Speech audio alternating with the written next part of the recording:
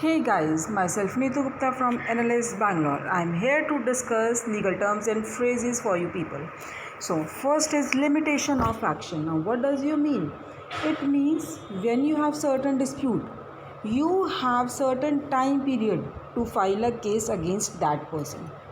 Contract किया आपने, damages हुए उसमें, किसी एक पार्टी ने ब्रीच किया है, देन अदर पार्टी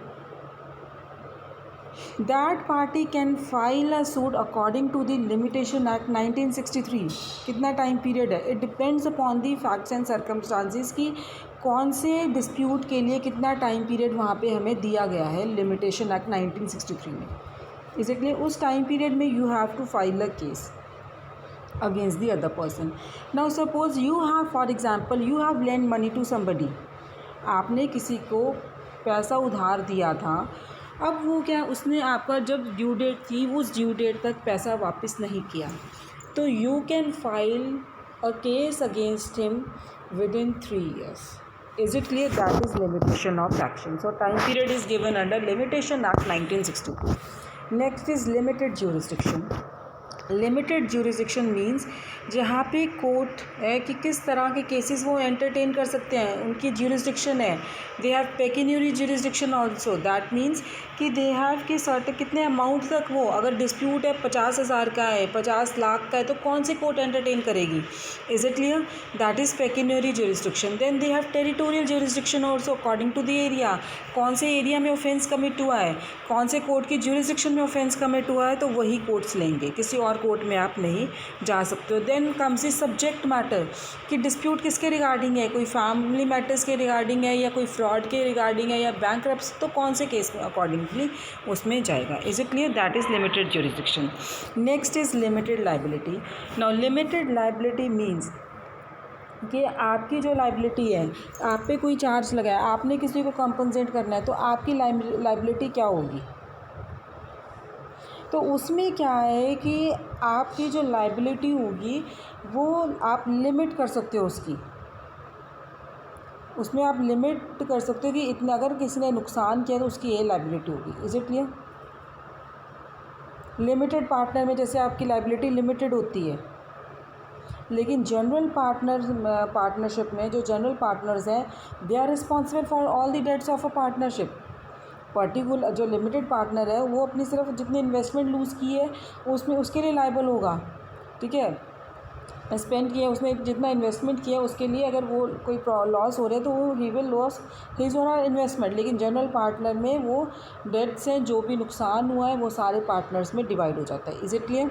अब पार्टीज़ हैं, कॉन्ट्रैक्ट की है, तो उसमें भी क्या है, उनकी जो लाइबिलिटी है they can limit there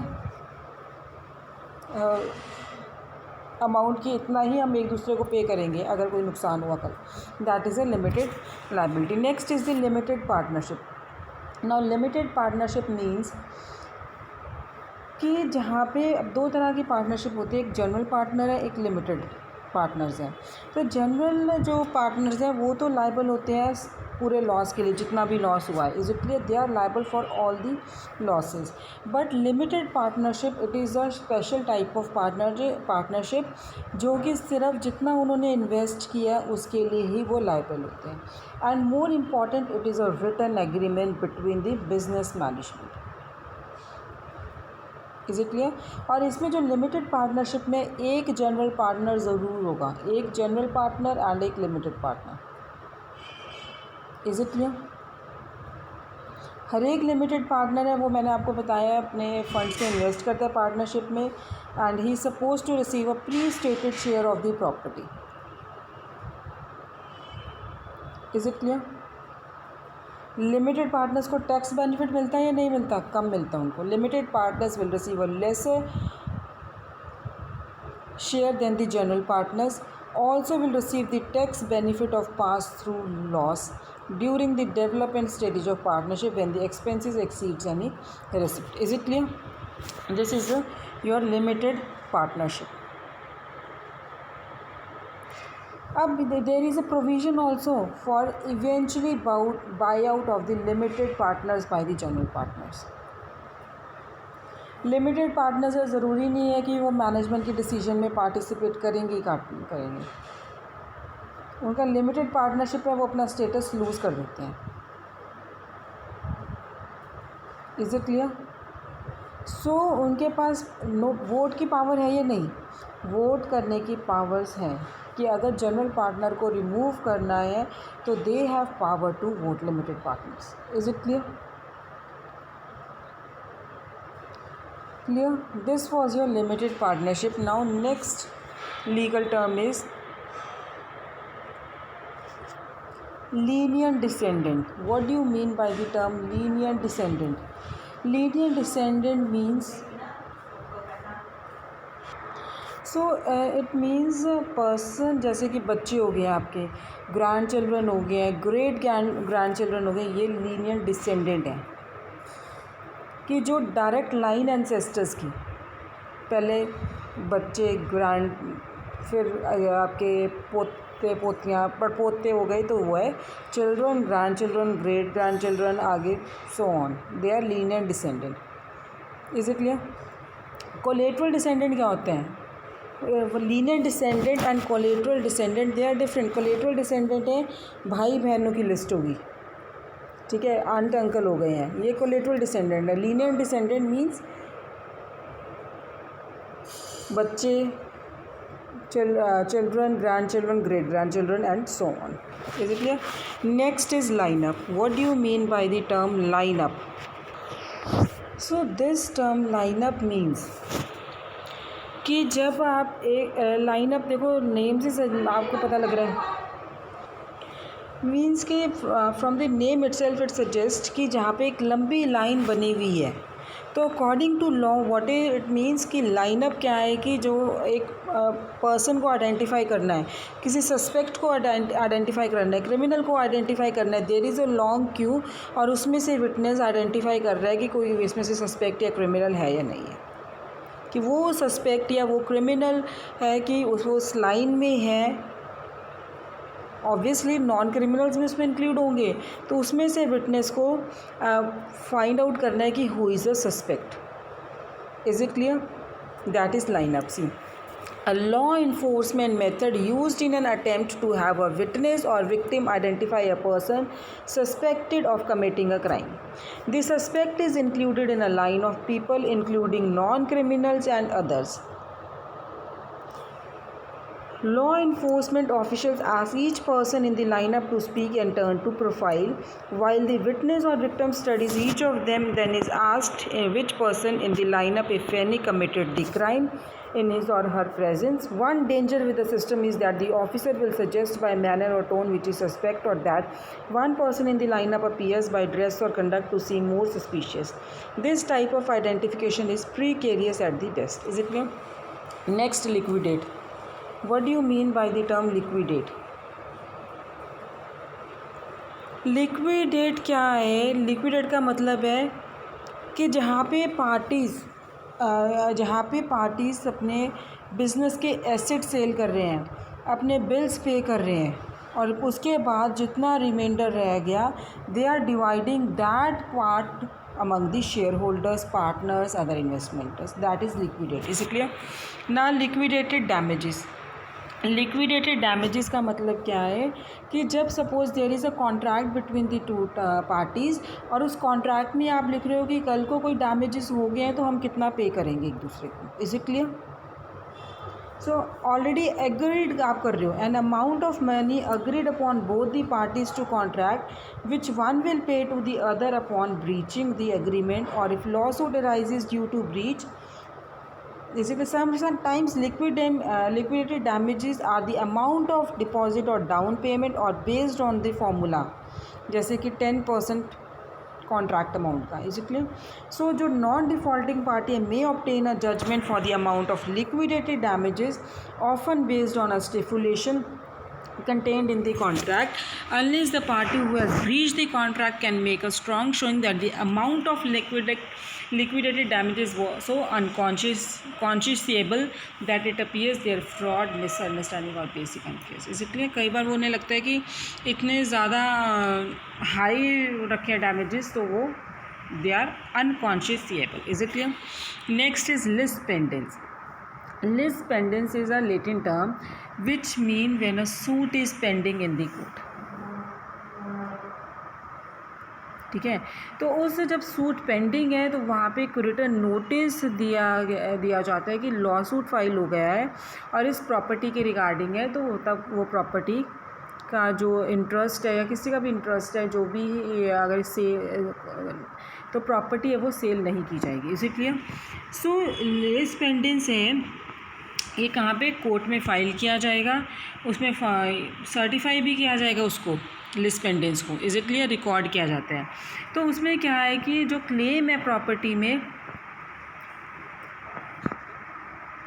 is it clear, अगर किसी का इंटरेस्ट है वो क्लेम कर सकता है. So this lis pendens is defined under transfer of property act. Is it clear? Next है literary property. Now what do you mean by the term? Now it means कि अगर ऑथर ने कोई कुछ लिखा है, कोई बुक्स लिखी है या कोई आर्टिकल्स है, कोई पोएम लिखी है उन्होंने, तो इन दैट केस कि वो जो राइटर है वो अपने वर्क को पब्लिश करवा रहा है, अपने वर्क को यूज़ कर रहा है, सेल कर रहा है for profit. Is it clear? ताकि अदर्स उनके पास अगर वो सेल कर रहे हैं देन अदर जिसको वो सेल कर रहा है he has right to publish that article, that book, whatever is this. Is it clear? So that is a आपका क्या है वो, what we were discussing is that we were discussing about the literary property. की literary property कौन सी है? आपने कोई books लिखी हैं, आपने कोई आर्टिकल लिखा है, पोएम लिखे, what ever.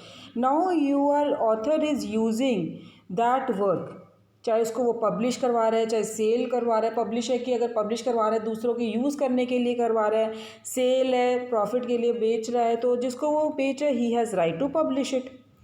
Is it clear? Now question which arises is that कि जो प्रोफेशनल राइटर है when he writes a letter and sends to other, क्या वो लिटरेरी प्रॉपर्टी है या नहीं है? Probably it is not a literary property.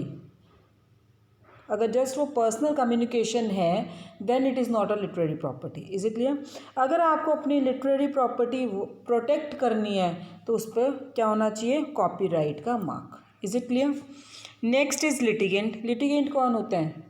अगर लॉ सूट में कोई पार्टी है उसको हम क्या बोलते हैं? लिटिगेंट मिलते हैं, चाहे वो प्लेंटिफ है, डिफेंडेंट है, रिस्पोंडेंट है, पेटिशनर है, anybody, cross defendant, cross complaint. Now question arises whether a witness is a litigant. Witness is not a litigant. Attorney is not a litigant. Is it clear? Litigious. Litigious कौन है? लिटिगियस means वो person है जो बहुत generally cases file कर रहा है, he is a लिटिगियस.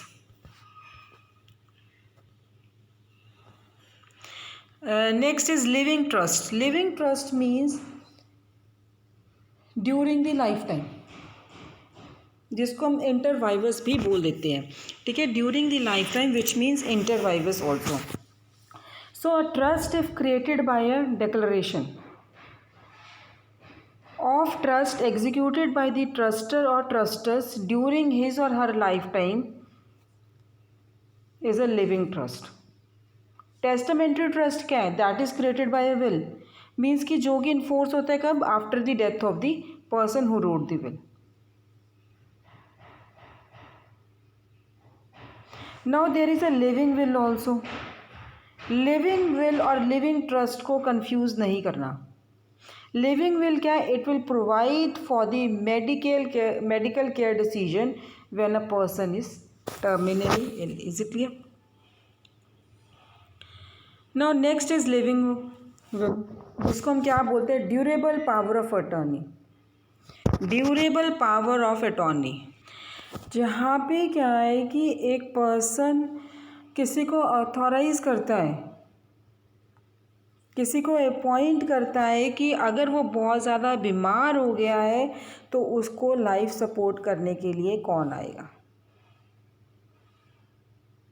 ये जनरली लैंग्वेज है जो आपकी रिगार्डिंग दी लिविंग विल, ये कहाँ पे डेवलप हुई थी? मेडिकल एसोसिएशंस ने डेवलप की थी या और एक्सपर्ट्स ने डेवलप की थी, and they may provide various choices as to when such maintenance of life can be terminated.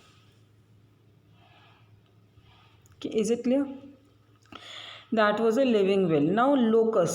Locus means, it is a Latin term which means place. It means place. कि ये यहाँ पे अकर हो रहा है, कहाँ पे अकर हो रहा है, दिस और that occur, that is locus. Next is loiter. अब आपको है ना, अगर जब आप स्कूल में थे तो आपको बड़ा teacher, why you are loitering here and there, corridors में क्यों लॉइटर कर रहे हो? इट मीन्स ऐसे इधर उधर क्यों घूम रहे हो आप.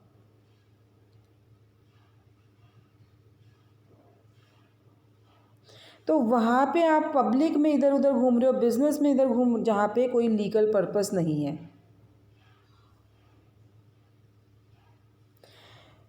देर are certain statutes, there are certain laws या ऑर्डिनेंस हैं अगेंस्ट लॉइटरिंग, कि अगर आप ऐसे घूम रहे हो, न्यूसेंस क्रिएट कर रहे हो, तो पुलिस है, पुलिस के पास अरेस्ट करने की पावर है. Is it clear? और वो कह रहे कि मैं नहीं जाऊँगा. तो इस तरह के लॉज कॉन्स्टिट्यूशनल है या नहीं है?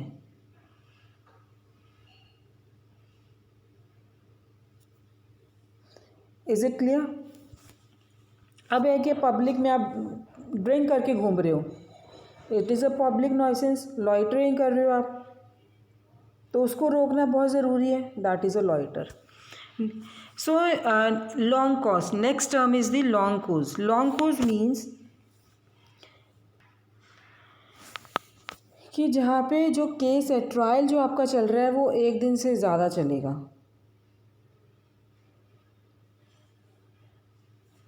शॉर्ट कोर्स केसेस होते हैं वो जल्दी शेड्यूल्ड हो जाते हैं लॉन्ग कोर्स केसेस से. Is it clear? क्योंकि वो इजी है कैलेंडर में डालने के लिए कि, और इनकी जल्दी जल्दी हेयरिंग्स होती हैं. That is a long course. क्या है कि बहुत एक दिन से ज़्यादा टाइम पीरियड ले रहे हैं, तो जज है उसे क्या डिक्लेयर कर सकते हैं? Mistrial and force the parties to try the case over again. Is it clear? So in the next, I end up my lecture here. In the next session, I'll be coming up with more legal terms and phrases. Thank you.